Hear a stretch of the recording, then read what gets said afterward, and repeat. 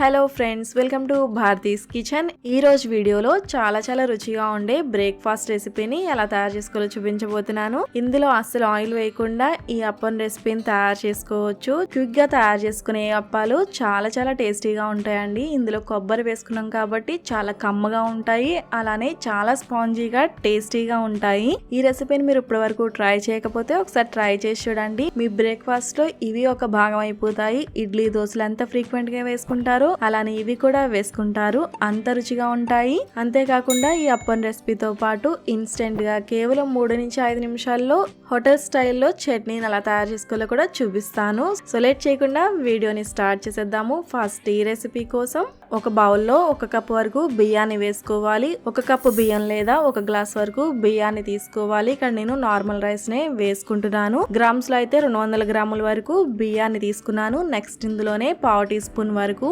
మెంతులు కూడా వేసుకుని బియ్యాన్ని 2-3 సార్లు బాగా కడిగి తీసుకోవాలి. ఇలా కడిగిన బియ్యంలో మళ్ళీ నీళ్ళని వేసుకుని, ఇక్కడ నేను మంచి నీళ్ళనే వేస్తున్నాను. ఇలా నీళ్ళని వేసుకున్న తర్వాత ఈ బియ్యాన్ని కనీసం గంట సేపు నానబెట్టుకోవాలి. ఒకవేళ మీకు టైం ఉంది అంటే రాత్రి పడుకునే ముందు ఇలా బియ్యాన్ని నానబెట్టుకుని కూడా ఈ రెసిపీని తయారు చేసుకోవచ్చు. 6 to 8 అవర్స్ పాటు నానబెట్టుకున్నా పర్వాలేదు, లేదా కనీసం గంట సేపు కూడా నానబెట్టుకోవచ్చు. నెక్స్ట్ ఇవి నానబెట్టిన అరగంట తర్వాత మళ్ళీ ఒక చిన్న బౌల్లో 1/2 కప్పు వరకు అటుకుల్ని తీసుకోవాలి. 1/2 కప్పు అంటే ఇక్కడ నేను 50 గ్రాముల వరకు అటుకుల్ని తీసుకున్నాను. ఇలా తీసుకున్న అటుకుల్ని 1-2 సార్లు కడిగిన తర్వాత మళ్ళీ కొద్దిగా నీళ్ళని వేసుకుని ఒక అరగంట సేపు పక్కన పెట్టుకోవాలి. ఇవి నానేలోపు మనం చట్నీని ప్రిపేర్ చేసుకుందాము. చట్నీ కోసం ఒక మిక్సీ జార్లో 1/2 కప్పు వరకు పచ్చి కొబ్బరి ముక్కలు, అలాగే 2 గుప్పెళ్ల వరకు వేయించిన వేరుశనగలని 2 గుప్పెళ్ల వరకు వేసుకోవాలి. వేరుశనగ గుళ్ళని నేను వేయించి పెట్టుకుంటానండి, వాటిని వేసుకుంటున్నాను. మీ దగ్గర ఒకవేళ వేయించిన వేరుశనగలు లేనట్లయితే వేయించుకుని తీసుకోవచ్చు. నెక్స్ట్ 1 గుప్పెడు వరకు వేపుడు పప్పును కూడా వేసుకుని 2 పచ్చిమిర్చిని కూడా వేసుకోవాలి. ఇవి కారం నార్మల్ గా ఉన్నాయి కాబట్టి 2 పచ్చిమిర్చిని కూడా వేసుకుంటున్నాను. నెక్స్ట్ ఇందులోనే రుచికి సరిపడా ఉప్పును వేసుకుని గ్రైండ్ చేసుకోవాలి. ఇవి ఫస్ట్ వాటర్ లేకుండా గ్రైండ్ చేసుకుని మళ్ళీ కొద్దిగా నీళ్ళని వేసుకుని గ్రైండ్ చేసుకోవాలి. నెక్స్ట్ ఇలా గ్రైండ్ చేసుకున్న తర్వాత ఒక గిన్నెలోకి ట్రాన్స్ఫర్ చేసుకోవాలి. తాలింపు కోసం ఒక తట్కా పాన్ లో 2 టీ స్పూన్ల నూనెను వేసుకుని నూనె వేడైన తర్వాత 1/2 టీ స్పూన్ ఆవాలు, 1/2 టీ స్పూన్ జీలకర్ర, అలానే 1 టీ స్పూన్ వరకు శనగపప్పును కూడా వేసుకుని ఈ శనగపప్పు సగం పైన ఫ్రై అయ్యేంత వరకు ఫ్రై చేసుకున్న తర్వాత నెక్స్ట్ ఇందులో ఎండుమిరపకాయలను వేసుకుని అలానే కడిగిన కరివేపాకును కూడా వేసుకుని ఫ్రై చేసుకోవాలి. ఇందులో ఇంగువ కావాలంటే వేసుకోవచ్చు అండి, బట్ నేను ఇక్కడ ఇంగువని వేయడం లేదు. తాలింపుని ఇలా ఫ్రై చేసుకున్న తర్వాత వెంటనే చట్నీలో వేసుకుని కలుపుకోవాలి.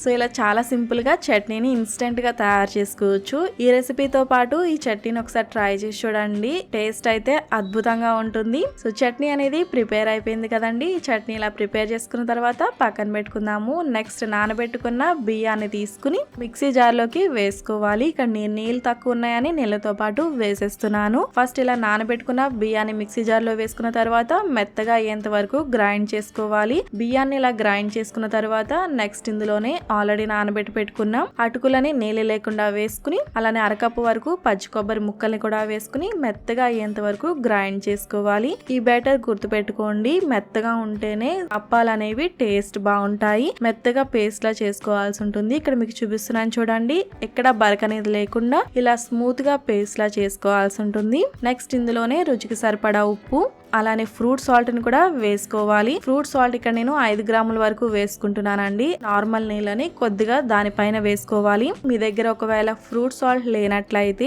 బేకింగ్ సోడాని 1/2 టీ స్పూన్ వరకు వేసుకుని దానిపైన కొద్దిగా నిమ్మరసాన్ని వేసుకోవాలి. ఇలా చేసుకున్నా కూడా ఇన్స్టెంట్ గా అప్పటికప్పుడు అప్పాలని వేసుకోవచ్చు. ఒకవేళ మీకు టైం ఉంది అంటే ముందు రోజు నైటే ఇవన్నీ కూడా ఇలా గ్రైండ్ చేసుకుని పక్కన పెట్టుకోవాలి. నెక్స్ట్ డే మీరు ఎలాంటి ఫ్రూట్ సాల్ట్ లేదా సోడాని కూడా వేసుకోకుండా ఈ అప్పాలని ప్రిపేర్ చేసుకోవచ్చు. ఒక రాత్రంతా కూడా ఫర్మెంట్ చేసుకున్నట్లయితే ఫ్రూట్ సాల్ట్ గానీ లేదా సోడాని గానీ వేసుకోవాల్సిన అవసరం ఉండదు. సో ఇక్కడ మీకు బ్యాటర్ ని చూపిస్తున్నాను చూడండి. ఈ అప్పం బ్యాటర్ చూడడానికి ఇలా ఉండాలి. దోశ బ్యాటర్ మీద కొంచెం పల్చగా ఉన్నా కూడా పర్వాలేదు. సో బ్యాటర్ కూడా ప్రిపేర్ అయిపోయింది కదా.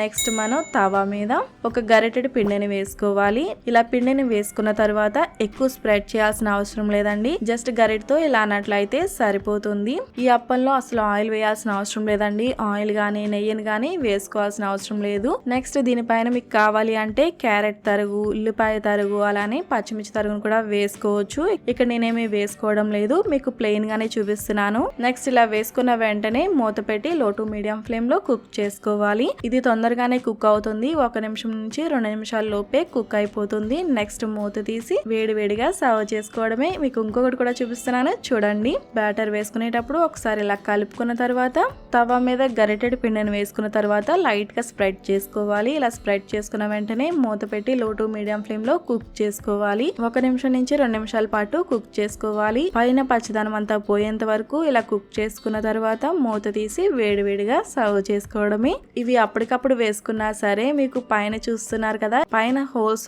గా చూడడానికి చాలా బాగుంటాయి. అలానే ఈ బ్యాటర్ హాఫ్ అన్ అవర్ తర్వాత వేసుకున్నా కూడా హోల్స్ కింద చాలా పర్ఫెక్ట్ గా అప్పం అనేది వస్తుంది. సో చూసారు కదండి, ఇలా చాలా చాలా సింపుల్ గా ఇన్స్టెంట్ గా స్పాంజీగా టేస్టీగా ఉండే అప్పాలని అలానే క్విక్ గా తయారు చేసుకునే హోటల్ స్టైల్ చట్నీని చాలా సింపుల్ గా తయారు చేసుకోవచ్చు. టేస్ట్ అయితే చాలా చాలా బాగుంటుంది. ఒకసారి మీరు కూడా తప్పకుండా ట్రై చేసి మీ ఫీడ్బ్యాక్ ని నాకు ఈ వీడియో కింద కామెంట్ సెక్షన్ లో షేర్ చేయండి. అలానే ఈ రెసిపీ మీకు నచ్చినట్లయితే లైక్ చేసి మీ ఫ్రెండ్స్ అండ్ ఫ్యామిలీస్ కూడా షేర్ చేయండి. అలానే మరిన్ని టేస్టీ అండ్ సింపుల్ రెసిపీస్ కోసం భారతీస్ కిచెన్ ఛానల్ ని సబ్స్క్రైబ్ కూడా చేయండి. Thanks for watching.